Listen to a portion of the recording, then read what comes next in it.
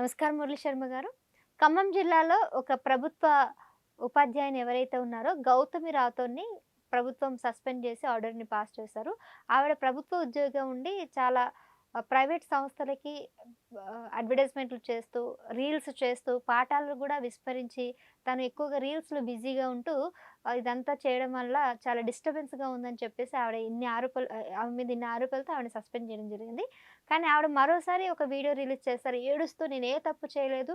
అసలు నన్నెందుకు ఇలా చేశారు? నేను పిల్లల కోసమే చాలా రకాల రీల్స్ చేసి అవన్నీ ప్రమోట్ చేయాలని, ప్రభుత్వ స్కూల్‌లో పిల్లల్ని జాయిన్ చేపియాలని చాలా అవేర్‌నెస్ కార్యక్రమాలు చేశానని, ప్రతి ఇంటికి కూడా వెళ్ళి వాళ్ళ పిల్లల్ని స్కూల్‌లో జాయిన్ చెప్పాలని ఇలాంటి కార్యక్రమాలు చేసినా గాని నన్ను తప్పుపడుతూ ఇలా సస్పెండ్ చేయడం కరెక్ట్ కాదు. టీవీ ఛానల్సే కావాలని నన్ను టార్గెట్ చేస్తూ చాలా తప్పుడు ప్రచారం చేశారు.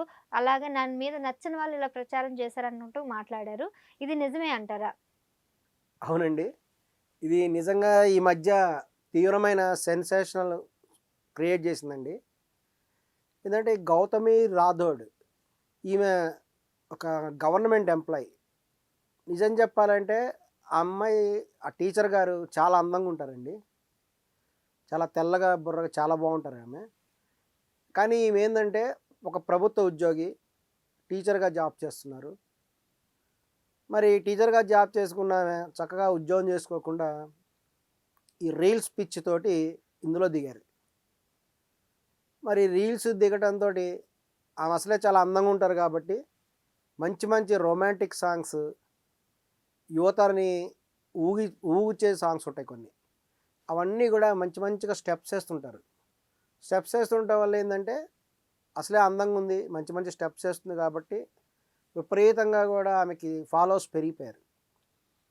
పెరిగిపోయేటప్పటికి ఆమె ఒక గొప్ప ఇన్‌ఫ్లుయెన్సర్ లాగా అయిపోయింది. అదే అదనుగా ఇంగా ప్రచారం ప్రారంభించింది. ఆవిడకి తెలుసో తెలియదో ప్రభుత్వ ఉద్యోగం చేసేటువంటి వాళ్ళకి కొన్ని రూల్స్ అండ్ రెగ్యులేషన్స్ ఉంటాయి.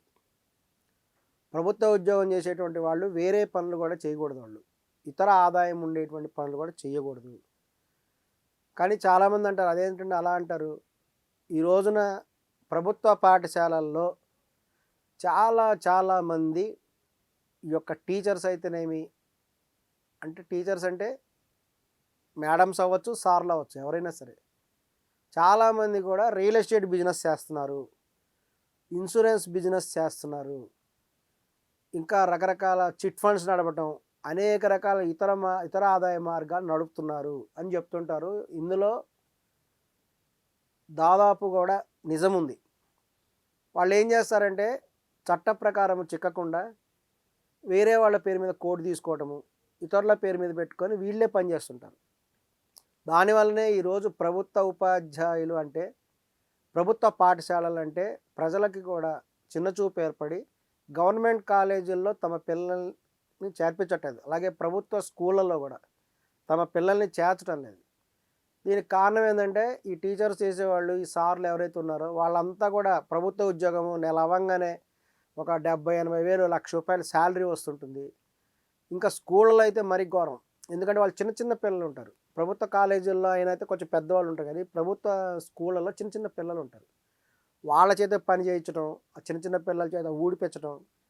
ఆ, ఇంకా వాళ్ళేమో శుభ్రంగా కూడా వాళ్ళు ఇతర వ్యాపకాలలో రియల్ ఎస్టేట్ బిజినెస్లు, ఇన్సూరెన్స్ బిజినెస్లు ఇవన్నీ కూడా చేసుకుంటూ కూల్గా డబ్బులు సంపాదించుకుంటూ ఉంటారు అనేటువంటి ఆరోపణ చాలా బలంగా ఉంది. కొంతమంది బయట ట్యూషన్లు చెప్తారని, ఇన్స్టిట్యూషన్స్ నడుపుతున్నారని, ఇవన్నీ కూడా ఆరోపణలు ఉన్నాయి. అందుకే ఇదివరకు తెలుగుదేశం పార్టీ స్వర్గీయ ఎన్టీ రామారావు గారు అప్పట్లో ఒక చట్టం తెచ్చారు. ప్రభుత్వ టీచర్స్ ఎవరు కూడా ట్యూషన్ చెప్పకూడదని. అప్పుడు ఎవరైనా ట్యూషన్ చెప్తూ కనబడితే మటుకు వాళ్ళని వెంటనే సస్పెండ్ చేసేవాళ్ళు. అప్పట్లో అదొక సంచలనం కూడా అయింది. కానీ క్రమక్రమంగా కూడా మరి ప్రభుత్వాలంటే ప్రజాస్వామ్యం కదా, ప్రజలందరూ ఓటేయాలి కాబట్టి మెల్లగా కూడా ఆ టాపిక్ డైవర్ట్ అయిపోయింది.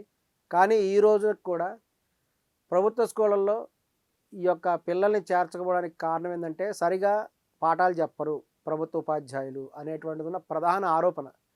మరి ఒక్కొక్కళ్ళకి శాలరీ ఏమో వేలల్లో, లక్షల్లో కూడా ఉంటుంది కొంతమందికి. 70,000, 80,000 శాలరీ ఉంటుంది ఒక్కొక్కరికి. కొంతమందికి వాళ్ళ సీనియారిటీని బట్టి ₹1,00,000 పైన కూడా శాలరీ ఉంటుంది. శుభ్రంగా క్లాస్‌లో రావడం, చిన్న చిన్న పిల్లలు ఉంటారు అందరూ. వాళ్ళ దగ్గర టైం స్పెండ్ చేయటం, తర్వాత హ్యాపీగా వాళ్ళ యొక్క సైడ్ బిజినెస్ చేసుకోవటం అనేది జరుగుతున్నది. మరి వాళ్ళందరినీ ఎందుకు ఏం చేయట్లేదు? ఎవరైనా చెకింగ్ వస్తే చెకింగ్ వచ్చిన వాళ్ళు కూడా వాళ్ళకు కూడా తగినటువంటి అన్ని రకాలుగా వాళ్ళని సంతృప్తి పరుస్తారు అనేటువంటిది కూడా ఉన్నది. సో మరి వ్యవస్థ ఇలా పోతూ ఉంటే ఏదో ఒక రోజున దీనికి అడ్డుకట్ట పడాలి కదా! మరి ఈ రూపంలో పడింది. ఈ అమ్మాయి ఎప్పుడైతే రీల్స్ చేస్తున్నదో ఆమె ఒక ప్రభుత్వ ఉపాధ్యాయుని అంటున్నది. కొంచెం ఆలోచించాలండి. ఎందుకంటే ప్రభుత్వ రంగాలు అనేకం ఉంటాయి. వీటన్నిటికంటే కూడా అత్యంత పవిత్రమైనది ఉపాధ్యాయ వృత్తి. ఎందుకు ఉపాధ్యాయ వృత్తి అత్యంత పవిత్రమైనది ఎందుకంటారంటే, కొన్ని వేల మంది స్టూడెంట్స్ మీ దగ్గర ఉంటారు. మీ దగ్గర ఉండేటువంటి ఆ విద్యార్థులందరూ కూడా తమ టీచర్స్ ద్వారా వాళ్ళు చదువుతో పాటు సంస్కారం అంతా కూడా నేర్చుకుంటారు. నేర్చుకొని కాబోయే పౌరులు అందరూ కూడా ఈ టీచర్ల దగ్గర నుంచి బయటకు వస్తారు.